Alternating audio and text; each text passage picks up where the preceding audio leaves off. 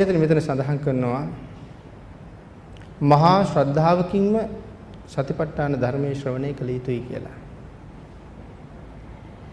විසුද්ධි මාර්ගයේ ආනාපාන සතිය ගැන විස්තර කරන ආනාපාන සති කතා කියන කොටස විසුද්ධි මාර්ගයේ අටුවාවේ සඳහන් කරලා තියෙන විදිහට මේ විදිහටයි ඒක සඳහන් වෙන්නේ. මේ සියලුම අටුවාවන්ට ප්‍රධානයි විසුද්ධි මාර්ගය. අටුවාවේ සඳහන් කරලා තියෙන හැටි. එතකොට මේ අටුවාවේ සඳහන් කරාම සියලුම අටුවාවන්ට ප්‍රධානයි මේ විසුද්ධි මාර්ගය කියන කොටස. භාග්‍යවතුන් වහන්සේගේ ප්‍රකීර්ණක දේශනාව පවතින්නේ මේ අටුවාව තුළ. ප්‍රකීර්ණක දේශනාව කියලා කියන්නේ ධර්මයේ විස්තර කරලා තියෙන කොටස. විස්තරාර්ථ දේශනාවට තමයි අටුවාව කියලා කියන්නේ. ඒ අටුවාවේ ප්‍රධාන තැන ගන්නේ විසුද්ධි මාර්ගය. ඒ නිසා මේ ක්‍රමානුකූලවම භාවනා ක්‍රමයක් විසුද්ධි මාර්ගයේ සංග්‍රහ වෙනවා. ඊට වඩා ගැඹුරු කොටසක් සඳහන් වෙන තව තැනක් තියෙනවා. පටිසම්භිදා මග්ගපාළි කියලා ත්‍රිපිටකයේ කොටසක් තියෙනවා. විසුද්ධි මාර්ගයේ පැහැදිලි කරලා තියෙනටත් වඩා ගැඹුරින් විස්තර කරන තැනක් තමයි මේ පටිසම්භිදා මග්ගපාළියේ සඳහන් කරලා තියෙන්නේ. තවත් කොටසක් සඳහන් කරනවා පින්නතේ විභංගපාළියේ. මේ භාවනාව පිළිබඳ තව කොටසක් විභංගපාළියේ සඳහන් කරලා තියෙනවා. භාග්‍යවතුන් වහන්සේ විසින් මේ ආකාරයෙන් දේශනාවක් කළේ නම්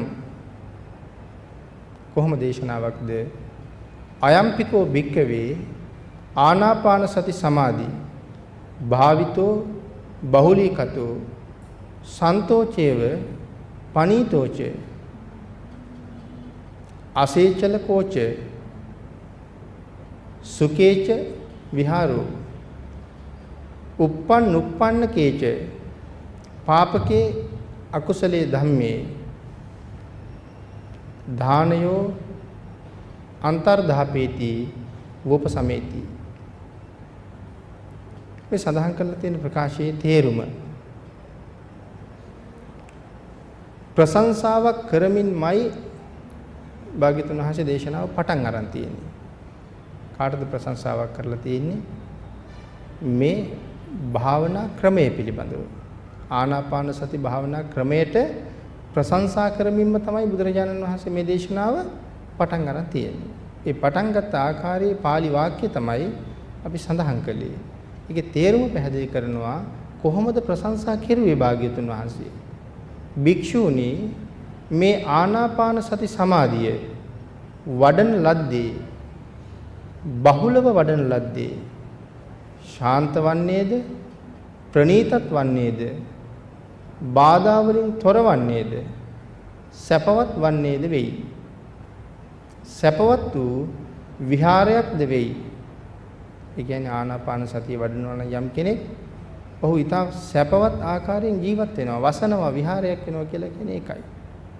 බොහොම ශාන්තයි, ඊටාම ප්‍රණීතයි කියන කාරණාව සඳහන් කරනවා. ඒ කියන්නේ දැන් සඳහන් කළා බුදුරජාණන් වහන්සේ ප්‍රශංසා කරමින්මයි පටන් අරන් තියෙන්නේ කියලා. දැන් ඉතින් මේ ප්‍රශංසා කරනවා. ආනාපාන සතියට ප්‍රශංසා කරනවා.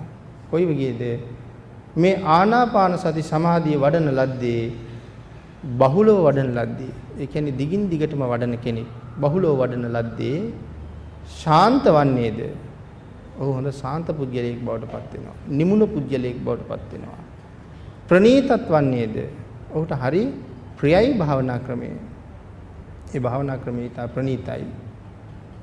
බාධා වලින් තොරයි. ඊටාම සැපවත්. සැපවත් වූ වාසයක් ඔහුට තියෙනවා. උපන් පෞකාර අකුසල ධර්මයන් ඒ උපන් ස්ථානයේදීම අතුරුදහන් කර දමයි. මොනතරම් වාසනාවන්ත තත්වයක්ද? උපන් අකුසල ධර්මයන් ඒ උපන් ස්ථානයන්හිදීම විනාශ කරලා දැමීමේ හැකියාවක් මේ ආනාපාන සතියේට තියෙනවා කියලා සඳහන් කරනවා. ඒ කියන්නේ මෙය බහුලව වඩන පුද්ගලයා ඊටාම සිහියෙන් ජීවත් වෙනවා. හිතේ අකුසල චෛතසික ධර්මයක් මතුවෙනකොටම අවබෝධ කරගන්නවා මගේ හිතේ මතුවනේ පෞකාර සිතුවිල්ලක් කියලා. ඒ නිසා ඒක එතරම් විනාශ කරලා දානවා. හැබැයි මේ ආනාපාන සතියෙන් මන අවබෝධය බහුලව වඩන කෙනෙකුට තමයි එහෙම අවබෝධ වෙන්න පටන් ගන්න. විනාශ කර දමයි. ඒ නිසා ඊටාම සංසිඳන තත්වයකට විශේෂයෙන් සංසිඳන තත්වයකට මේ ආනාපාන සති සමාධිය විසින් පුද්ගලයාගේ චිත්ත සමාධිය පත් කරනු ලබයි කියලා භාග්‍යතුන් වහන්සේමයි දේශනා කරන්නේ. ඒක තමයි ප්‍රශංසාව. පුද්ගලයා හැම අතින්ම සුවපත් කරනවා ආනාපාන සති සමාධිය. මේ අයුරින් මේ ආනාපාන සති සමාධිය පිළිබඳව ප්‍රශංසා කරමින්මයි භාග්‍යතුන් වහන්සේ දේශනාව පටන් ගන්නෙ කියන කාරණාව සිහිපත් කරනවා. මේ කරුණු සියල්ලම තියෙන්නේ අට කතාවේ එකම තැනක නෙමෙයි. අට කතාවේම නෙමෙයි මේ සියලුම කරුණු තියෙන්නේ. ත්‍රිපිටකයේත් තැන් වලින් මේ කරුණු විස්තර කරපු තැන් තියෙනවා. ත්‍රිපිටකයේ තැන් වල මේ කරුණු විස්තර කරලා තියෙනවා. අපි මුලින් සඳහන් කරපු පාඩය භාග්‍යතුන් වහන්සේ ආනාපාන සතියට කරපු ප්‍රශංසාව. මේ මුලින් සඳහන් කරපු පාඩය සහ මේ විස්තර කරන පාඩය. අපි තව පාඩයක් සිහිපත් කරනවා. ඒ විස්තර කරන පාඩය කියන දෙකම තියෙන ත්‍රිපිටකයේ. ත්‍රිපිටකයේ සූත්‍රවල තමයි පැහැදිලි කරලා තියෙන්නේ. දෙවෙනි පාඩය මොකද්ද? කතං භාවිතෝච භික්ඛවේ ආනාපාන සති සමාධි කතං බහුලී කතෝ. මේක තමයි දෙවෙනි පාඩය. කතං භාවිතෝච භික්ඛවේ ආනාපාන සති සමාධි කතං බහුලී කතෝ. කෙසේ වඩන ලද ආනාපාන සතිය කෙසේ බහුලව වඩන ලද ආනාපාන සතිය ශාන්තත් ප්‍රණීතත් වන්නේද? කෙසේ වඩන ලද ආනාපාන සතිය ශාන්ත වන්නේද ප්‍රණීත වන්නේද සැපවත් වූ විහාරයක් වන්නේද කියලා ප්‍රශ්නයක් බුදුරජාණන් වහන්සේමයි අහන්නේ. ආනාපාන සතිය සැපවත් වෙන්නේ කොහොමද? ශාන්ත වෙන්නේ කොහොමද? ප්‍රණීත වෙන්නේ කොහොමද කියලා බුදුරජාණන් වහන්සේම අපෙන් අහනවා. ශාන්ත වූ විහාරයක් වෙන්නේ කොහොමද? ප්‍රශ්න ටික බුදුරජාණන් වහන්සේම අහලා පිළිතුරක් භාග්‍යවතුන් වහන්සේම දෙනවා. මේ ප්‍රශ්න අහලා තියෙන්නේ පිළිතුරු දීමේ අටියෙන්මයි. උන්වහන්සේම ප්‍රශ්න කරනවා, උන්වහන්සේම උත්තර දෙනවා. උත්තරේ දීලා තියෙනවා මේ විදිහට: ඉද භික්ඛවේ භික්ඛු අරඤ්‍යගතෝවා රුක්කමූලගතෝවා ශුඤ්ඤාගාරගතෝවා නිසීදති පල්ලංකං ආභුජිත්වා. එහෙනම් කොහොමද ශාන්ත වෙන්නේ? කොහොමද ප්‍රණීත වෙන්නේ? භික්ෂුණී මේ සසර බිය ඇති භික්ෂුව අරණ්‍යයක හෝ රුක්කමූලයක හෝ ශුඤ්ඤාගාරයකට හෝ ගොස් හිඳගනී. පළඟක් බැඳගෙන හිඳගනී. කුමන කෙනාද? සසරට බිය වෙන කෙනා මේ ආනාපාන සතිය වඩන්න අරණ්‍යයක රුක්කමූලයක හෝ මේ තැනකට ගිහිල්ලා පළඟක් බැඳගෙන හිඳගනී. ශුඤ්ඤාගාරයක හෝ පරිමුඛං සතින් උපට්ඨපෙත්වා සෝ සතෝව අස්ස සති සතෝ පස්ස සති. ඔහු සිහියෙන්ම ආග්‍රහණය කරයි. ඊටාම සිහියෙන් යුක්තව ඔහු ආග්‍රහණය කරනවා. ඔහු සිහියෙන්ම ප්‍රාශ්වාස කරයි. සිහියෙන්ම ආග්‍රහණය කරනවා, සිහියෙන්ම ප්‍රාශ්වාස කරනවා. එතකොට මේ සිහියෙන්ම ආග්‍රහණය කරනවා, සිහියෙන්ම ප්‍රාශ්වාස කරනවා. මේ ආග්‍රහණයයි ප්‍රාශ්වාසයයි සිහියෙන් කරනවා කියලා කියන්නේ මේ හුස්ම රැල්ලත් එක්ක කරන භාවනාවක් තමයි මෙතන තියෙන්නේ. ඊටාම සිහි කල්පනාවෙන් හුස්ම ගන්නවා. හරි සියුම් වැඩ. ධර්ම ශ්‍රවණය කරන්න වාඩි වෙලා විනාඩි 40ක් විතර ගෙවුණා.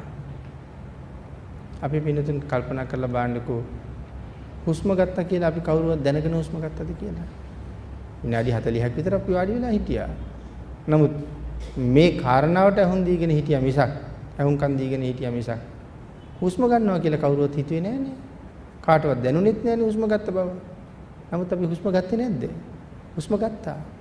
එහෙමනම් මෙතෙක් වෙලා කිසිම ආකාරයකින් කල්පනා කරපු නැති මේ ආස්වාසය ප්‍රාස්වාසය කියන කාරණාව පිළිබඳවම හිත පිහිටවාගෙන මේ කාරණාව කරනකොට මොන තරම් පහසුවක් සුවයක් දැනෙනවද කියන කාරණාව පැහැදිලි කරනවා මේ කර්මස්ථානයේ පිළිබඳව කිසිම අවබෝධයක් නැති කෙනෙක්. කිසිම අවබෝධයක් නැහැ ආනාපාන සතිය පිළිබඳව. නමුත් විවේකීව තැනක ඉඳගෙන මේ හුස්ම රැල්ලට හිත යොමු කරලා ටික වෙලාවක් හිටියොත් ඔහුට දැනෙන්නේ පුදුමාකාර සුවයක්. මේ මොකවත් දැනගෙන කරලා නෙමෙයි. ඔහුට දැනෙන්නේ පුදුමාකාර සුවයක්. ඒක ඔහු හරියටම කළා නම් ඔහුගේ එදිනෙදා ජීවිතයේ ඒ වෙනකන් තිබිච්ච සියලුම ප්‍රශ්න අමතක වෙනවා. ඒ ප්‍රශ්න අමතක වෙලා ඒ මොහොතේ ඔහුට දැනෙන්නේ පුදුම සුවයක්. අන්න ඒ නිසයි මේ ආනාපාන සතිය මේ තරම් ප්‍රණීතයි කියලා සඳහන් කරලා තියෙන්නේ. තරම්ම ප්‍රණීතයි කියලා සඳහන් කරන්නේ ඒකයි.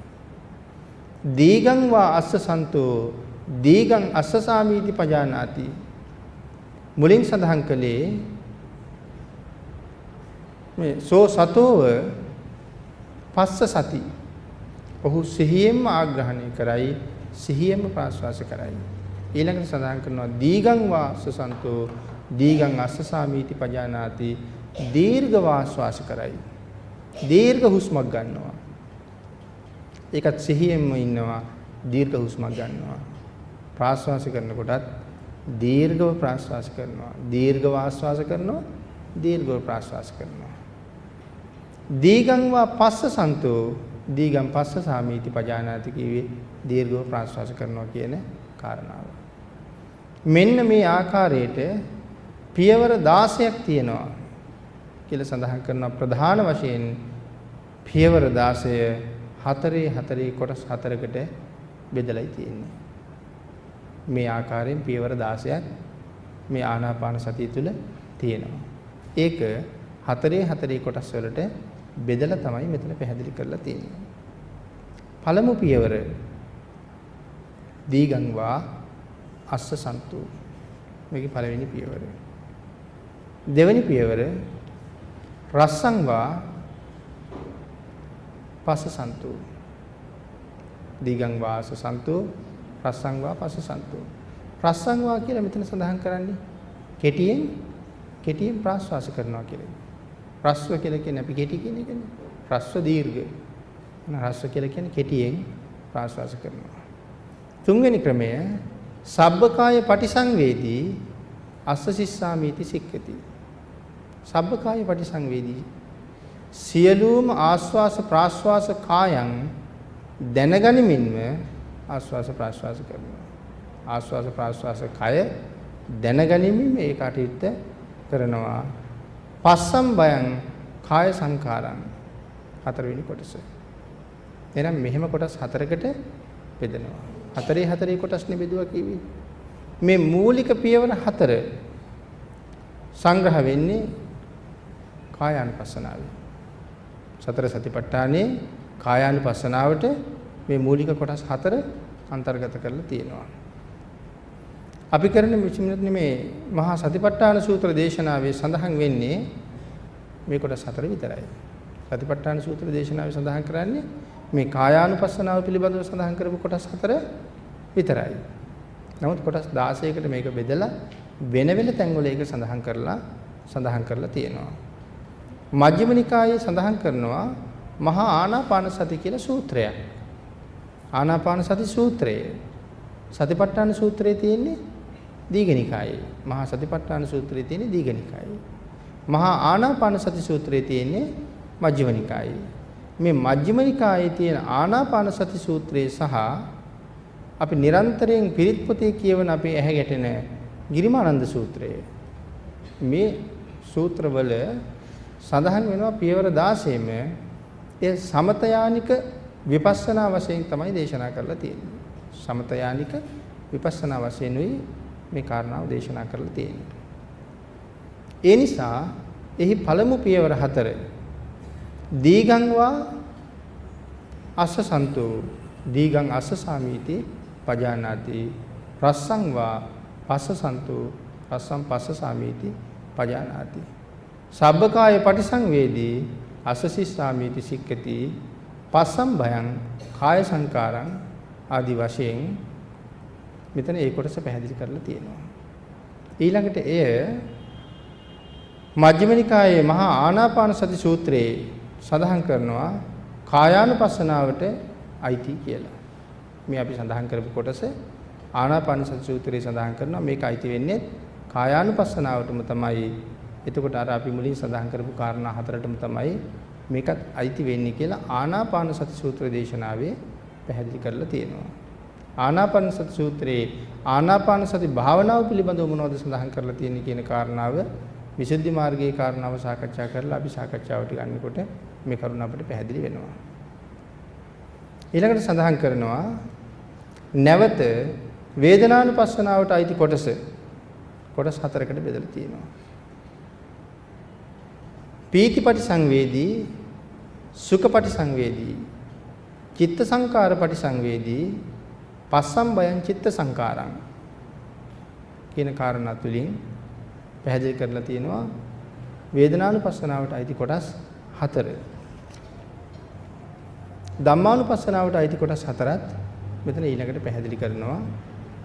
චිත්තපටි සංවේදී අස්සසිස්සාමීති සික්ඛති අභිප්පමෝදයන් චිත්තං සමාදහං චිත්තං විමෝචයන් චිත්තං ආදි වශයෙන් ධම්මානුපස්සනාවට අයිති කොටස පැහැදිලි කරනවා. ඊළඟට ධම්මානුපස්සනාවට අයිති කොටස නැවත ධම්මානුපස්සනාවටම පැහැදිලි කරලා තියෙනවා. අනිච්චානුපස්සී අසසිස්සාමීති සික්ඛති විරාගානුපස්සී අසසිස්සාමීති සික්ඛති නිරෝධානුපස්සී අසසිස්සාමීති සික්ඛති පටිනිස්සග්ගානුපස්සී අසසිස්සාමීති සික්ඛති කියන කාරණාව. මේ කාරණා 4 වෙනත් මේකේ විශාල විස්තරයක් සාකච්ඡා කරලා තියෙනවා. පටිසම්භිදා මග්ග පාළියේ ඒ වගේම මේ විසුද්ධි මාර්ගයේ අපි මේ සඳහන් කරපු කාරණා ටික ඉතා දීර්ඝ වශයෙන් සාකච්ඡා කරනවා. ඒ දීර්ඝ වශයෙන් සාකච්ඡා කරලා තියෙන කොටස අපිට පැහැදිලි කරගන්න පුළුවන් වෙන්නේ අපි අර කර්මස්ථාන විභාගයේ සාකච්ඡා කරනකොට. එහෙම නැතුව දැන් මෙතන මේ කාරණාව අපි කෙටියෙන් විස්තර කළාට අර කාරණාවේදී අපිට ආයෙ පැටලෙන්න පටන් ගන්නවා එහෙම වුණොත්. ඒ නිසා මේක කරුණු වශයෙන් දැනගෙන අපි කර්මස්ථානයේ සාකච්ඡා කරනකොට ඒ ටික විස්තර කරලා දැනගමු. මේ කාරණා ටිකමයි කර්මස්ථානෙත් එක්ක අපිට සාකච්ඡා කරන්න වෙන්නේ. මේ සඳහන් කළේ අපි කීවා මේ මහා සතිපට්ඨාන සූත්‍ර දේශනාවේ නැත්නම් සතිපට්ඨාන භාවනා ක්‍රමය 4 කොටස් වලින් කොටස් 16කට බෙදලා තියෙනවා කියලා. සතර සතිපට්ඨානය. ඒකේ සතිපට්ඨාන සූත්‍ර දේශනාවේ සඳහන් කරලා තියෙන්නේ මූලික කොටස් 4 කායානුපස්සනාවේ කොටස් 4 විතරයි. ඉතුරු කොටස් 3 පැහැදිලි කරන්නේ මේ මජ්ක්‍ධිම නිකායේ මහා ආනාපාන සතිය ආදී සූත්‍ර දේශනාවලයි. ඒ නිසා ඒ ආනාපාන සති සූත්‍රයත් එක්ක මේ කාරණා ටික වෙනම අපිට ආයේ සාකච්ඡා කරන්න සිද්ධ වෙනවා. ඒ නිසා මෙන්න මේ කොටස් 16 ආනාපාන සති කර්මස්ථානයේ මූලික කොටස් හැටියට සඳහන් කරලා තියෙනවා. කායානුපස්සනාවේ කොටස් 4ක් සඳහන් කරලා තිබුණට මේ ආනාපාන සති කර්මස්ථානයේට මේ කාරණා 16ම අන්තර්ගතයි කියලා සඳහන් කරනවා. ඒ නිසාම හැම තැනම සඳහන් වෙන්නේ සෝලස වත්තුකං ආනාපාන සති කම්මට්ටානං කියලා හැමතැනම සඳහන් කරලා තියෙනවා. සෝලස වත්තුකං ආනාපාන සති කම්මට්ටානං. ඒ කියන්නේ ආනාපාන සති කර්මස්ථානයේ මේ කාරණා 16ම අන්තර්ගතයි කියලා පැහැදිලි කරනවා. ප්‍රධාන අංග 16ක් ගැන මෙතන සඳහන් කරනවා. තවත් ඒ කාරණාව ඉදිරියේ පැහැදිලි කරන්නේ මුලින් සඳහන් කරපු කර්මස්ථාන කොටසත් එක්කමයි. ප්‍රධාන අංග 16ක් කියලා කියන්නේ 아무තු අංග 16ක් නෙමෙයි. අපි මේ සාකච්ඡා කරන අංග 16 ගැනමයි මෙතන සඳහන් කරන ප්‍රධාන අංග 16ක්. කෙසේනම් බහුලව භාවිතා කරන ලද ආනාපාන සතිය මහත්ඵල වන්නේද කියන කාරණාව විස්තර කරමින් භාග්‍යවතුන් වහන්සේ මේ දේශනාව ආරම්භ කරලා තියෙනවා. ආනාපාන සති සමාධිය කරන ලද්දේ මේ වචනය මෙතන පැහැදිලි කරනවා. මේ ආනාපාන සති සමාධිය කරන ලද්දේ කියලා විතරක් සඳහන් කරනවා. ආනාපාන සති සමාධිය කරන ලද්දේ කියලා සඳහන් කරලා එහෙම කීවහම මේ වචනේ අපිට පැටලි සහගත සහ වරදින්න පුළුවන්. ආනාපාන සති සමාධිය කරන ලද්දේ කියලා විතරක් සඳහන් කරාම අපිට ඒක පැටලි සහගත කාරණාවක් වෙන්න පුළුවන්. මොකද්ද ඊටු ටික මේකේ කියලා. ඒක සඳහන් කරනවා සිංහල භාෂාවේ භාවිතා කරනවා කියලා අපි සාමාන්‍යයෙන් කරන ව්‍යවහාරය. එතන මේ පැටලි සහගත වෙන්නේ මේ භාෂාවේ තියෙන වචනවල ශබ්ද උච්චාරණයත් එක්ක. සිංහල භාෂාවේ භාවිතා කරනවා කියලා අපි සාමාන්‍ය ව්‍යවහාරයේදී පාවිච්චි කරන්නේ පාවිච්චි කරනවා කියන අර්ථයයි. භාවිතා කරනවා කියලා කියන්නේ පාවිච්චි කරනවා කියන අර්ථය තමයි සිංහල භාෂාවේ තියෙන්නේ.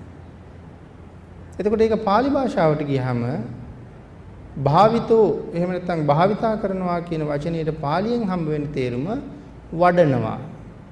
සිංහල භාෂාවේ හම්බ වෙන්නේ භාවිතෝ කියන එකට පාවිච්චි කරනවා. පාලියට යනකොට ඒකට හම්බ වෙන්නේ වඩනවා. එහෙනම් මේක පැටලෙනවා නම් පැටලෙන්නේ මේ භාෂා දෙකේ වචන තේරුම් වල ගැළපීමත් එක්ක පැටලීමක් ඇති වෙන්න පුළුවන්. එහෙනම් භාවිතෝ කියන වචනය නිතරම ඇහෙනකොට අපිට මේ සූත්‍ර දේශනාවත් එක්ක අපේ මතකයට යන්න ඕනේ වඩනවා කියන අර්ථයයි. එහෙනම් භාවිතෝ බහුලීකතු. නිතර බොහෝ පාවිච්චි කරන්න කියලා නෙමෙයි කියන්නේ බොහෝ සෙයින් වඩන්න කියන අර්ථයයි භාවිතෝ බහුලීකතු කියලා කියන්නේ. ඒ කාරණාව නැවත පැහැදිලි කරනවා භාවිතෝ කියලා කියන්නේ උපාදිතෝ පච්චිතෝවා. භාවිතෝ කියලා කියන්නේ උපාදිතෝ පච්චිතෝවා. තමා තුළ නැති දෙයක් උපදවා ගන්නවට එහෙම නැත්නම් වර්ධනය කර ගන්නවට උපාදිතෝ පච්චිතෝවා කියලා කියනවා. තමා තුළ නැති දෙයක් උපදවා ගන්නවා. එහෙනම් ආනාපාන සති භාවනාව වඩනවා කියලා කියන්නේ නැත්නම් භාවිතා කරනවා කියලා කියන්නේ අපි ගාව නැති දෙයක් අපි උපදවා ගන්නයි මේ වෑයම් කරන්නේ. ඒ නිසා භාවිතෝ කියන කාරණාවට තවත් අර්ථයක් සපයනවා. උපාදිතෝ පච්චිතෝවා. තමා තුළ නැති දෙයක් උපදවා ගන්නට එහෙම නැත්නම් වර්ධනය කර ගන්නවට එහෙම සඳහන් කරනවා. පාලියේ භාවිතෝ කියන වචනය යම් තැනක තිබුණොත් එතන තියෙන පාවිච්චි කිරීම නෙමෙයි වැඩිම කියන අර්ථයයි කියලා මෙතන විස්තර කරනවා. නැති දෙයක් ඉපදවීම හෝ තියෙන ගුණාංගය වර්ධනය කර ගැනීම කියන කාරණාවත් මෙතන සඳහන් කරනවා. නැති දෙයක් උපදවා ගන්නවා තියෙන ගුණය වර්ධනය කරනවා. එහෙනම් වඩනවා කියලා කිව්වේ තියෙන ගුණය වඩනවා. වඩලා ඒක පුළුල් කරනවා, වැඩි කර ගන්නවා. භාවිතෝ කියන කාරණාවේ තවත් එක අර්ථයක් හැටියට පැහැදිලි කරනවා. ආනාපාන සති සමාධිය කියලා කියන්නේ ආනාපාන පරිග්ගාහිකාය සතිය. මොකද්ද මේ ආනාපාන සති සමාධිය කියලා අහන්නේ? ඒක පැහැදිලි කරලා තියෙන්නේ ආනාපාන පරිග්ගාහිකාය සතිය. එහෙම සඳහන් කරන්නේ ආස්වාස ප්‍රාස්වාස හොඳින් ග්‍රහණය කරගන්න සිහියට ඒ සිහිය සමග තියෙන සමාධියට ආනාපාන සමාධිය කියලා කියන්නේ ආස්වාස ප්‍රාස්වාස හොඳින් ග්‍රහණය කරගන්න සිහියට ආනාපාන සමාධිය. ආස්වාස ප්‍රාස්වාස හොඳින් ග්‍රහණය කරගන්න සිහියට කියනවා ආනාපාන සති සමාධිය කියලා. සිහිය ග්‍රහණය කරගන්න. ඒ සිහිය මම අල්ල ගන්නවා. සිහියෙන් ආස්වාස ප්‍රාස්වාස කරනවා. ඒකට කියනවා ආනාපාන සතියෙන් ලැබෙන සමාධිය කියලා. සතිය සද්දින් සම්පයුත්තෝ සමාධින්. ඒ සඳහන් කලේ කුමක්ද කියලා පැහැදිලි කරනවා. ඒ සිහිය සමග මනාකොට යෙදුනා වූ සමාධිය තමයි මේ ආනාපාන සති සමාධිය කියලා කියන්නේ. එහෙම පැහැදිලි කරනවා. ඊළඟට මෙතන සඳහන් කරනවා මේ ඉගැන්වීමේ ක්‍රමය බොහොම දුෂ්කරයි කියලා. මේ කරුණුම මෙහෙමම සඳහන් කරනවා මේකේ ගැඹුර මේ ඉගැන්වීම් ක්‍රම අපිට හිතෙන්න පුළුවන් දුෂ්කරයි කියලා. අපිට හිතෙන්නේ මේ ක්‍රමය දුෂ්කරයි කියලා. තේරුම් ගන්න අමාරුයි, තේරුම් ගන්න අපහසුයි කියලා සමහරලාට හිතෙන්න පුළුවන්. එහෙම හිතෙනවා නම් එහෙම හිතෙන්නේ ඇයි කියන කාරණාවට මේ වචනයක් ගානේ විස්තර වෙන්නේ මුලින් යම් පාඩයක් දේශනා කළා නම් භාග්‍යතුන් වහන්සේ නිර්දේශ කළා කියලා. අපි මුලින්ම සඳහන් කළා භාග්‍යතුන් වහන්සේ නිර්දේශ කළා මේ විදිහට කියලා අපි මුලින් යම් පාඩයක් සඳහන් කළා. අයම්පිකෝ භික්ඛවේ ආනාපාන සති සමාධි භාවිතෝ බහුලීකතෝ චේව පනීතෝච කියලා. භාග්‍යතුන් වහන්සේ දේශනා කරපු පාඩයක්. ආනාපාන සතියේ ප්‍රනීත බව දේශනා කරපු තැන. ප්‍රශංසා කරමින් දේශනා කරුවා කියලා අපි සඳහන් කරුවේ මෙතන. එහෙනම් භාග්‍යතුන් වහන්සේ යම් පාඩයක් දේශනා කළාද මේ පාඩේ පාඩම් නැති නිසා මේ වචන මෙච්චර ඕනද කියලා අපිට හිතෙන්න පුළුවන්. මේ කාරණාව පාඩම් නැති නිසා අපි දන්නේ නැහැ මේ කාරණාවෙන් මොකද්ද කීවේ කියලා. ඒ නිසා අපිට හිතෙනවා මේ භාවනාවක් කරන්න මේ මෙච්චර දේවල් දැනගන්න ඕනේද? මෙච්චර වචන අධ්‍යයනය කරන්න ඕනේද? මෙච්චර වචනවල තේරුම් පැහැදිලි කරන්න ඕනේද කියලා අපිට එහෙම හිතෙන්න පුළුවන්. එහෙම හිතෙන්නේ මේ වචනවල තේරුම දන්නේ නැති හින්දා. මොනවද මේ වචන වලින් කියන්නේ කියන කාරණාව නොදන්න නිසා තමයි අපිට හිතෙන්නේ මෙච්චර ඕනේද මේක අමාරුයි කියලා. නමුත් මේ සියලුම වචන හැම වචනයක් ගානේ මේක ප්‍රගුණ කරන්න දැනගන්න අවශ්‍යයි. ඒ කියන්නේ අපි ඔක්කොම මේ වචන කටපාඩම් කරගන්න ඕනේ කියන කාරණාවම නෙමෙයි. නමුත් මේ කර්මස්ථානේ කොහොමද ඉදිරියට පවත්වාගෙන යන්නේ? භාවනාව කරගෙන යනකොට මගේ හිතේ යම් ගැටලුවකට මම මූණ පෑවොත් මම ඒක විසඳගන්නේ කොහොමද? තව කෙනෙක් හොයාගෙන ගිහිල්ලා තව කෙනෙකුට කියලා ඒක විසඳන්න මට ඇතිවෙච්ච ප්‍රශ්නේ ඇතිවෙච්ච විදිහටම තව කෙනෙකුට කියන්න බෑ. සමහර ප්‍රශ්න ඇතිවෙච්ච විදිහටම විස්තර කරලා දෙන්න මටවත් තේරෙන්නේ නැහැ ඒක. නිකන් මෙන්න මේ වාගේ එකක් කියලා උදාහරණ තමයි ගෙනහැර දක්වන්න වෙන්නේ. නමුත් මම දන්නවා වෙච්ච දේ මොකද්ද කියලා කියන්න බැරි වුණාට අන්න එහෙම තැනකට ආපුවාම ඒ කාරණාව පවා හරියටම තේරුම් අරගන්න ඕන නිසා තමයි මේ තරම් වචන ප්‍රමාණයක් මේ විස්තර කරලා තියෙන්නේ. හරියටම මේ මාර්ගයේ ගමන් කරවන්න ඕන නිසායි විස්තර කරන්නේ භාග්‍යතුන් වහන්සේ තරමටම. ඒ නිසා භාග්‍යතුන් වහන්සේ අපිට ධර්මයේ ඉගෙන ගන්න කියලා කීවා ක්‍රම පහකට. මේ කරුණ වලින් අපිට ඇති වෙන මේ පැටලී සහගත ස්වභාවය ලෙහ ගන්න නිසා ක්‍රම පහකට. මොකක්ද ඒ ක්‍රම පහ? සුතා, දතා, වචසා පරිචිතා, මනසානුපෙක්ඛිතා, දිට්ඨියා සුප්පටිවිද්දා. සුතා හොඳට අහන්න ඕනේ.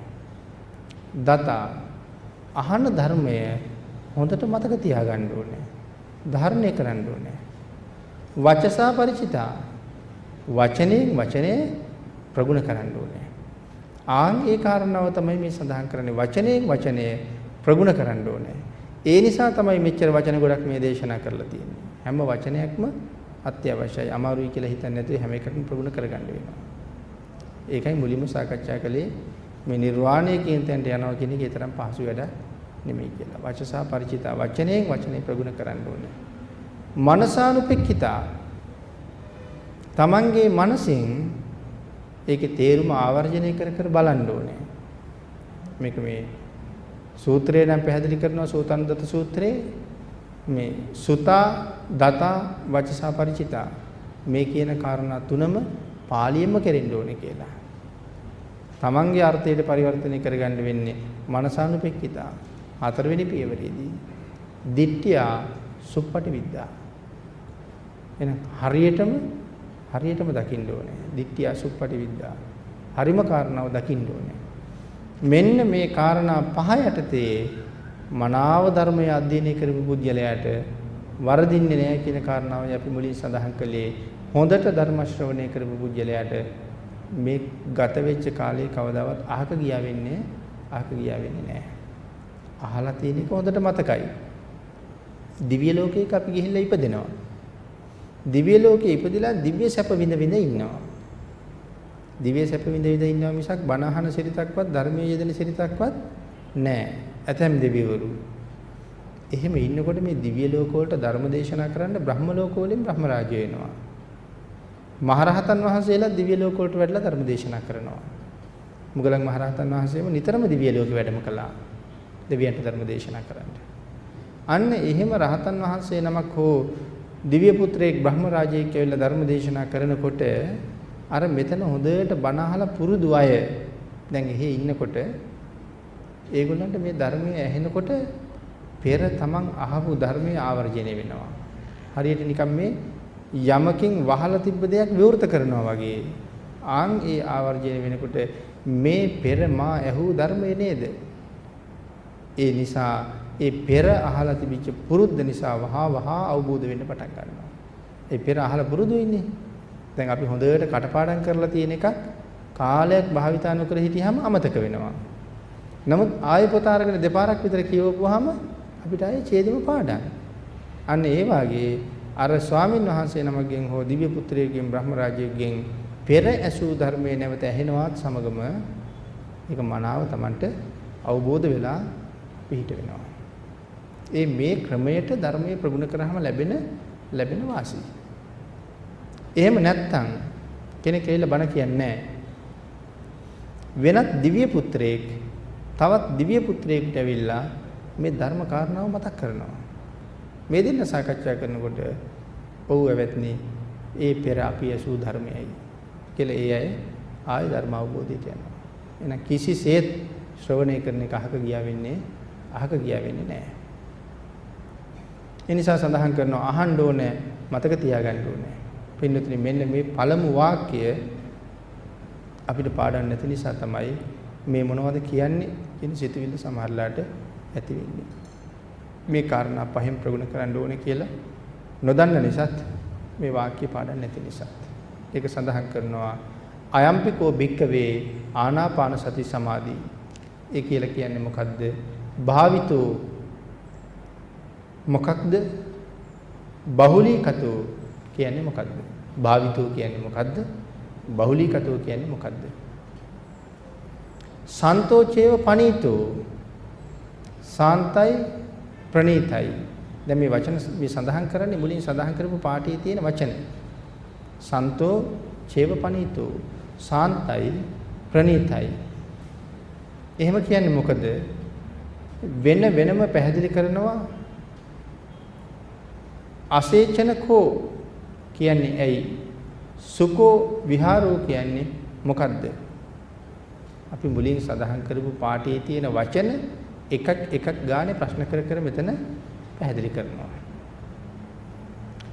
උපන් පෞකාර අකුසල දහම් ඒ ස්ථානයේදීම නැති කරනවා සංසිඳවනවා කියන්නේ මොකද්ද කියන කාරණාව මෙතන විස්තර කරලා තියෙනවා.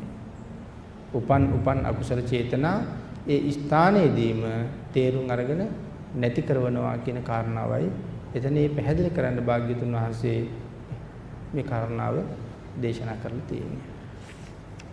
එතනින් ඒක පැහැදිලි කරනවා භාවිතෝ කියන්නේ මොකද්ද? යන්නේ ආනාපාන සති සමාධිය කියන්නේ මොකද්ද? මේ කාරණාවල් දෙකත් පැහැදිලි කරන්න ඕන කරුණු හැටියට මෙතන සඳහන් කරනවා. ඒ කියන්නේ මේ අපි සාකච්ඡා කරපු ඡේදයේ වචනයක් ගානේ පැහැදිලි කරන්නයි මෙහෙම සඳහන් කරලා තියෙන්නේ. බහුලීකතෝ පුනං කතෝ නැවත වඩන ලද්දේ නැවත කරන ලද්දේ මේ බහුලීකතෝ කියලා කියන්නේ පුනං කතෝ නැවත වඩන ලද්දේ නැවත කරන ලද්දේ බහුලීකතෝ සන්තෝචේව පනීතෝච ශාන්තත් වෙනවා ප්‍රණීතත් වෙනවා නොකැළඹුණ සංසිඳුන ස්වභාවයේ සහිතයි කියන කාරණාව ශාන්තයි කියලා සඳහන් කරනවා. ශාන්තත් වෙනවා ප්‍රණීතත් වෙනවා. ඒ කියන්නේ නොකැළඹුණ සංසිඳුන ස්වභාවයේ සහිතයි. එහෙනම් මොකද්ද නොකැළඹුණ සංසිඳුන ස්වභාවයේ සහිතයි? ආනාපාන සතිය වඩන පුජ්‍යලයට දැනෙන ප්‍රණීත භාවය, දැනෙන මිහිරි භාවය, දැනෙන රසවත් භාවය පිළිබඳවයි එතන සඳහන් කරලා තියෙන්නේ. එහෙනම් මේ භාවනා ක්‍රමයට අවතීර්ණ වෙන තුරු අපිට ඒක අමාරුයි වගේ හැඟෙනවා. නමුත් ටික රසය දැනෙන්න පටන් ගත්තාම අපි මේ ක්‍රමයට ඇබ්බැහි වෙනවා. සමහර කෙනෙක් සුරාවට ඇබ්බැහි වෙනවා. තව කෙනෙක් හෙරොයින් වගේ දේවල් ටිකක් පාවිච්චි කරාම එයාට ඇති වෙන්නේ ඇබ්බැහි වීමක්. ඊට පස්සේ ඒක නවත්ත ගන්න බෑ. දුම්බොණ්ඩ පටන් ගත්ත කෙනාට ඒ ඇබ්බැහි වීම නවත්ත ගන්න බෑ. තමන්ම දන්නවා මේක දැන් මට හානි කරයි කියලා. නමුත් ඇබ්බැහි වීමක් තියෙන නිසා නවත්ත ගන්න බෑ. එහෙමනම් මේ භාවනා ක්‍රමයේ සුවය දැනෙන්න පටන් ගත්තට පස්සේ ඔහුට දෙන්නේ මේ පිළිබඳව ඇබ්බැහි වීමක් හා සමාන ප්‍රමාණයක්. නිරන්තරයෙන් ඒකට අවතීර්ණ වෙන්න හිතෙනවා. නිරන්තරයෙන් ඒකට බැහැ ගන්න හිතෙනවා. විවේකීව ඉන්න හැම වෙලාවකම ඇස් දෙක පියාගෙන මේක වෙනෙහි කරන්න හිතෙනවා. හැබැයි ඒකට බැහැගත් පුජ්‍යලයා. ඒ තරමටම සාන්තයි, ඒ තරමටම ප්‍රණීතයි. ඒ ශාන්ත බව, ඒ ප්‍රණීත බව දකින්න පුජ්‍යලයා කවදාවත් මේකෙන් එළියට යන්නේ නැහැ. ආන් එහෙම වඩලා තියෙන පුජ්‍යලයා මේ ජීවිතෙන් මැරිලා ගියත් ඊළඟ භවයකත් ඔහුට ඒ පෙර පුරුද්ද පිහිටනවා. ඒ නිසා ඒ කාරණාවට පෙර පුරුද්ද නිසා ඔහු නිරන්තරයෙන් ඇදිලා යනවා. හැබැයි එහෙම අය සද්ධර්ම ශ්‍රවණය කරනකොටත් මනාව ධර්ම ශ්‍රවණය කරනවා. මනාව අවබෝධ කරනවා. මනාව තේරුම් අරගන්නවා. එහෙම අවබෝධ කිරීම තේරුම් ගැනීම අරගන්නවා වගේම ඊළඟ භවයන් වල කවදාවත් මිත්‍යා දෘෂ්ටික කුලයක උපදින්නේ නැතුව යනවා. ඇයි මේ භාවනා ක්‍රමයේ ප්‍රණීත විදිහට වැඩෙන්න පටන් ගන්නෙ නැහැ මේ සරණ සීලේ නැත්තම්. තිසරණ නැත්තම් වැඩෙන්න පටන් ගන්නෙ නැහැ. තිසරණ තියෙන කෙනෙකුට තමයි මේ භාවනා ක්‍රමයේ වැඩෙන්නේ. යමෙකුට හරියට තිසරණ තිබුණා කියලා කියන්නේ ඒ පුජ්‍යලයා මිත්‍යා දෘෂ්ටික කුලයක උපදින්නේ නැහැ. යම් හේතුවකින් උපදින්න පුළුවන් කියමුකෝ. මොකක් හරි සිද්ධියක් නිසා එහෙම තැනක ඉපදුනා. අවබෝධය ඇති වෙන වයස එනකොටම ඔහු වහාම සම්‍යක් දෘෂ්ටියට ආපහු වෙනවා. මිත්‍යා දෘෂ්ටික තැන් වල උපදිනවා. Tamanට අවබෝධ වෙනකොට සම්‍යක් දෘෂ්ටියට එනවා. එහෙනම් අපි දන්න ඕන තරම් අය ඉන්නවා වෙනත් ලබ්ධීන් අදහන ගරු කරන ඒ පවුල් වල ඉපදිලා නමුත් වැඩි හිටියෝ වෙන දෙයක් අදහනවා. සමහර ධර්මවල ඒ සියල්ලම අතහැරලා දාලා වෙන මාර්ගයක යනවා. ඒ කියන්නේ අවබෝධයක් ඇති වෙච්ච ගමන් මං යන පාර වැරදි කියලා මනාව තේරුම් ගන්න පුළුවන් හැකියාවක් එනවා. ඒ වෙන කාරණාවක් හින්දා නෙමෙයි පෙර තිසරණේ පිහිටලා හිටපු එකේ තියෙන ආරක්ෂාව. කවදාවත් මිත්‍යා දෘෂ්ටියකට යන්නේ නැහැ. යම් හේකින් ගියොත් අවබෝධයක් ඇති වෙච්ච ගමන් මේ මිත්‍යා දෘෂ්ටියෙන් අත මිදෙනවා කියලා මෙතන පැහැදිලි කරලා තියෙනවා. එහෙමනම් ඒ තෙරුවන් සරණ යෑමේ තියෙන තවත් සුවිශේෂී ප්‍රතිලාභයක්.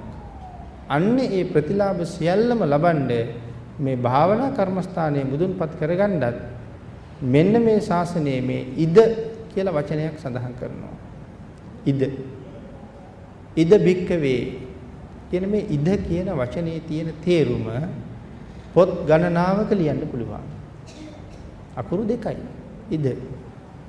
ඉද කියන්නේ ඇයි මේ ඉද කියලා කියන්නේ මේ ශාසනයේ කියන කාරණාවයි. පළවෙනි ශ්‍රමණයා ලෝකේ පහළ වුණෙත් මේ ශාසනයෙන්. පළවෙනි රහතන් වහන්සේ ලෝකේ පහළ වෙන්නෙත් මේ ශාසනය තුලමයි. මේ ශාසනයෙන් බැහැර ශ්‍රමණෙක් නැහැ. මේ ශාසනයෙන් බැහැර රහතෙක් නැහැ. එහෙනම් ඒ කායන මාර්ගයක් හැටියට මේ ශාසනයමයි පළවෙනි රහතන් වහන්සේ පළවෙනි ශ්‍රමණයා බිහි වුණේ. ඒකයි මේ ඉද කියලා සඳහන් කරන්නේ. ඊළඟට ඉද කියන වචනේ විස්තර කරන තැන බුද්ධ ධම්ම සංඝ කියන කාරණා තුනම විස්තර කරනවා. ඒ කාරණා අපි යම් ප්‍රමාණයකට සාකච්ඡා කරලා අපි දන්නවා. එහෙනම් ඉද ඒ කාරණාව තව විස්තර කරනවා මේ ශාසනයේ පමණයි කියන කාරණාව. මේ ශාසනයෙන් තොර වෙන කිසිම තැනක රහතන් වහන්සේලා බිහි වුණා කියලා සඳහන් කරන්නේ නැහැ. ලෝකේ පළවෙනි ශ්‍රමණයා කවුද? ලෝකේ හැබැයි පළවෙනිම රහතන් වහන්සේ. ලෝකේ පළවෙනිම රහතන් වහන්සේ තමයි සම්මා සම්බුද්ධ. බුද්ධාන්තරයක පහළ වෙන පළවෙනිම රහතන් වහන්සේ බුදුරජාණන් වහන්සේ. රහතන් වහන්සේ බුද්ධත්වයට ගමන් කරන්නේ. රහත් බවත් එක්ක. එමනම් ඉස්සරලාම එතෙන්ට එන්නේ බුදුරජාණන් වහන්සේ. ඉන් පස්සේ උන්වහන්සේ නිසා මහ ගහක ගෙඩි වැටිලා තැන් වල පැලවෙනවා වගේ මේ මහ පොළොව උඩ මේ ශාසනය නිසා රහතන් වහන්සේලා වගේ තරම් මොනතරම් පහළ වෙනවා. හැබැයි ඒ බුද්ධ ශාසනයක විතරයි වෙන කොයි තරම් ආශ්චර්ය දක්වන්න පුළුවන් අය හිටියත් අහසින් යන්න පුළුවන් අය හිටියත් පොළොව යටින් යන්න පුළුවන් ජලය යටින් යන්න පුළුවන් විවිධ 이르දීන් දක්වන්න පුළුවන් අය හිටියත් ඒ කාටවත් රහත් වෙන්න නම් බැරි වුණා. මේ ශාසනය විතරයි ඒක පුළුවන්. හැබැයි ඒ රහතන් වහන්සේලාට ලැබෙන ඇතැම් 이르දී ධාන ප්‍රාතිහාර්ය ශක්තිය බුදුරජාණන් වහන්සේ දේශනා කරලා නැහැ. නිර්පරාදේ දක්වන්න කියලා. පෙන්වන්න කියලා දේශනා කරලා නැහැ කොතනවත්. පෙන්වුවා නම් යම් කෙනෙක් භාග්‍යතුන් වහන්සේ එයට කරුණු කාරණා අවබෝධ කරවලා දුන්නා. ඉස්සරලාම යමක මහා ප්‍රාතිහාර්ය දක්වන්න සිද්ධ වෙන්නේ මේ වගේ කාරණාවක් මුල් වෙලා. පින්ඩෝල භාරද්වාජ මහ රහතන් වහන්සේ අහසින් ගිහිල්ලා හඳුන් පාත්‍රය ගත්තා. මිනිස්සු මේ කාරණාව අහලා උන්වහන්සේට නැවත නැවත ආරාධනා කළා ස්වාමීනි අනේ ඒ වගේ ආශ්චර්යයන් දක්වන්න කියලා. ඒ වෙලාවේ උන්වහන්සේ මහ විශාල යොදුන් ගණනක් දිග පළල උස තියෙන විශාල පර්වතයක් මේ පාදයේ නියපෙත්ත මට රඳවගෙන මාපට ඇඟිලි නියපිට රඳවගෙන අහසේ උන්වහන්සේ ඉරදීන් වඩිනවා. මේ විශාල ගල් පර්වතයේ තියෙන නියපෙත්ත උඩ මිනිස්සු කෑ ගහන්න පටන් ගත්තා. ස්වාමීනි ඔක ඉවත් කරන්න. ඒ දැන් මිනිස්සු බයයි ගල වැටුනොත් එහෙම. යොදුන් ගානක් විශාලයි. විශාල පිරිසක් යට යනවා. මේ කාරණාව ආරංචි වෙලා බුදුරජාණන් වහන්සේ විනය නීතියක් පනවනවා. ඒදි ප්‍රතිහාරයන් අවශ්‍ය නැති වෙලාවෙ දක්වන්න එපා කියලා. භික්ෂුන් වහන්සේලාට විනය නීතියක් පැනෙවුවා. ඒ වෙලාවේ තමයි නිගණ්ඨාය කියන්න පටන් ගත්තේ අපිත් රහත් වෙලා ඉන්නේ. අපිට තිබ්බ පාත්‍රය ගන්න අපි නිකන් මේ අපේ තියෙන වටිනා දේවල් අනික් අයට නිකන් පෙන්වන්න යන්නේ නැහැ. එහෙම නෙමෙයි ශ්‍රමණ බවත් ගෞතමයන්ගේ ශ්‍රාවකයෝ Tamanට යම් ඵලයක් තියෙනවා නම් ඒක ලෝකයට කියා පාන්න කැමති. ඒ වගේ චෝදනාවක් කළා. නමුත් ඒගොල්ලෝ කවුරුවත් රහත් වෙලා එහෙම නෙවෙයි. ඊට පස්සේ තමයි බුදුරජාණන් වහන්සේ පණිවිඩයක් යවන්නේ එහෙනම් මම 이르දි ප්‍රතිහාරය දක්වනවා. මගෙත් එක ප්‍රතිහාරය දක්වන්න එන්න කියලා. හැබැයි කාටවත් ප්‍රතිහාරය දක්වන්න බැරි වුණා. මේ ප්‍රතිහාරය දක්වන්නේ අඹ ගහක් මුල කියලා ආරංචි වෙච්ච නිසා නිගණ්ඨය ප්‍රදේශයේ තිබිච්ච සියලුම අඹ ගස් කැපුවා. ඒ අවට ප්‍රදේශයේ රාජ්‍යයේම තිබිච්ච සියලුම අඹ ගස් කැපුවා. දැන් දක්වයි ශ්‍රමණ බවත් ගෞතමයා ප්‍රතිහාරය කියලා කිව්වා. ඒ අඹ ගහක් මුල ප්‍රතිහාරය දක්වන්නේ. අද ප්‍රතිහාරය දක්වන දවසේ භාග්‍යතුන් වහන්සේ පිණ්ඩපාතේ වැඩියා. රජ්ජුරුවන්ගේ උයනේ ඉන්න උයන් පල්ලා උයනේ ඇවිදගෙන යනකොට අහම්බෙන් දකින්නවා මේ අඹ නැති අවාරයක්. කොළාස්සේ තියෙනවා අඹ ගෙඩියක්. ලොකු අඹයක් ඉදිලා. කඩාගත්ත ගමන් හිතෙනවා මේක අයිති රජ්ජුරුවන්ටයි. උයනේ අයිතිකාරයන්නේ. මේ මිනිස්සු ආයෙ කල්පනා කරනවා මේක රජ්ජුරුවන්ට ගෙනහිල්ලා දුන්නොත් මට කීයක් හරි සන්තෝෂමුට තුට්ටු දෙකක් ලැබෙයි. රජ්ජුරුවන්ට දෙනවට වඩා මේක බුදුරජාණන් වහන්සේට පූජා කරගත්තොත් මට පින් සිද්ධ වෙයි. අඹ ගෙඩියේ සෝදගෙන පිරිසිදු කරගෙන ගිහිල්ලා බුදුරජාණන් වහන්සේට පූජා කරනවා. භාග්‍යතුන් වහන්සේ දානේ වළඳලා අඹ ගෙඩියත් වළඳනවා. දැන් අද දවල් ප්‍රතිහාරය දක්වන්න තියෙන නමුත් අඹ ගස් නෑ එකක්වත්. එතන හිටපු කෙනෙකුට කියනවා මේ අඹ ඇටේ මෙතන හිටවන්න කියලා. අඹ ඇටේ මහ පොළවේ දානවත් එක්කම විශාල අඹ ගහක් පැන නගිනවා. නිගණ්ඨව පුදුම වෙනවා. ඒගොල්ලෝ එහෙම් මෙහෙම් පොරව අරන් ලෑස්ති වෙලා ඉන්නේ අඹ ගහ උයහට කපලා දාන්න. සඳහන් කරනවා මේ අඹ ගහ ගාවට පොරව අරන් එනකොට අඹ ගහ පේන්නේ නැතුව යනවා කියලා. කපන්න බෑ. අඹ ගහ ළඟට එනකොට අඹ ගහ පේන්නේ නැතුව යනවා. ඉතින් මේ ප්‍රතිහාරය භාග්‍යතුන් වහන්සේ විතරයි තනියම දක්වන්නේ. නිගණ්ඨයෙන් ප්‍රදේශයකවත් හිටියේ නෑ ඒගොල්ලෝ පැනලා දුවනවා. නමුත් ඒගොල්ලෝ කීකේ හිටියේ අපි රහතන් වහන්සේලා කියලා. සමහර අය ගඟේ පැන්නා, සමහර අය නිදේ පැන්නා, සමහර අය ප්‍රදේශයේ දාලා දීවා. මිනිස්සු ඒගොල්ලන්ට බොහෝ අපහාස කළා. තමන් ගාව නැති ගුණයක් කියාගන්න ගියපු නිසා. මේ වෙලාවේ කොසල් රජු බුදුරජාණන් වහන්සේගෙන් ප්‍රශ්නයක් අහලා තිබුණා. ඒක හරි වටිනවා. මේ ප්‍රශ්නේ අහලා තිබුණ හැටි ස්වාමීනි ඔබ වහන්සේගේ ශ්‍රාවකයන්ට දේශනා කරනවා ප්‍රතිහාර දක්වන්න එපා කියලා. ශ්‍රාවකයන්ට එපා කියේ ඔබ වහන්සේ ප්‍රතිහාරයක් දක්වනවා කියලා පොරොන්දුවක් යවනවා. වටිනවද ඒක කියලා ඇහුවා. ඉතින් රජු බොහොම ඍජුව ගිහිල්ලා අහලා බුදුරජාණන් වහන්සේගෙන් ගැලපෙනවද ඒක? ඒ වෙලාවේ බුදුරජාණන් වහන්සේ හරි ලස්සන ප්‍රශ්නයක් අහලා තිබ්බ රජුරුවන්ගෙන්.